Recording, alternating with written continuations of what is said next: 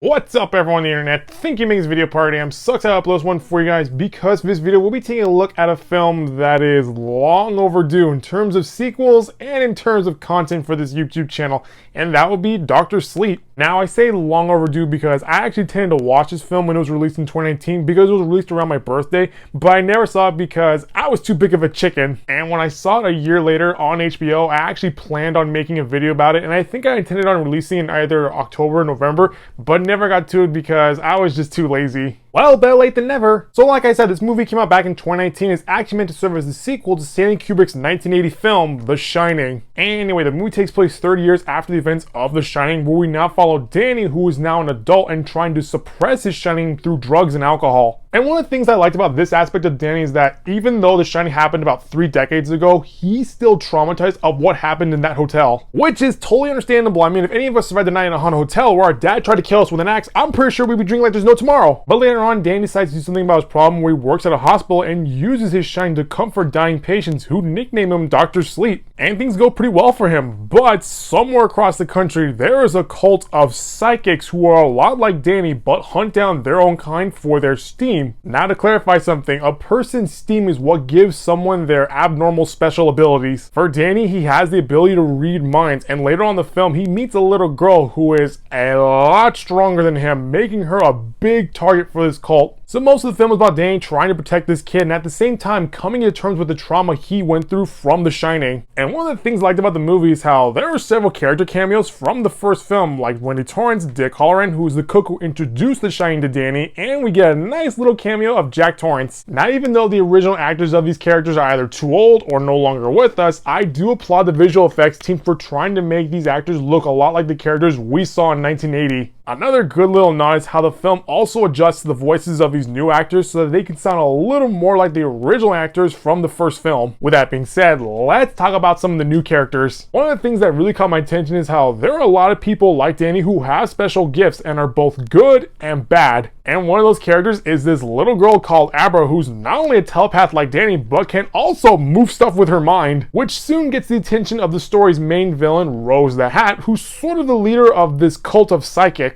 Now, if I had one problem with the film, it would be that this villain is not really a threat to Abra or Danny. At the beginning of the movie, we see how she mostly preys on kids as they are easy to kidnap and kill. But when she makes a telepathic contact with Abra, she is overwhelmed with the amount of power this little girl has and thinks that she'll be an easy target. Well, throughout the film, every time these two came in contact with one another, either physically or telepathically, Rose lost every single fight with Abra. And this is before the story takes us back to the Overlook Hotel, where she just gets demolished. So really, this villain was pretty much useless. But going back to the Overlook Hotel, one of the things that sort of redeems the third act is how the movie just pulls out all the stops in terms of cameos, references, callbacks to The Shining. And the ending seems fitting as it pays homage to how The Shining originally ended in the book. And when you watch Dr. Sleep, you see how this movie serves as a perfect way to close the book on The Shining. So overall, I enjoyed the movie, but let's be honest, if I had the option of watching The Shining or Dr. Sleep, I'm probably gonna watch The Shining. One final thing that I really liked about the film, and this is sort of a nerdy little Easter egg, but it's how Abra is a big fan of Ruby.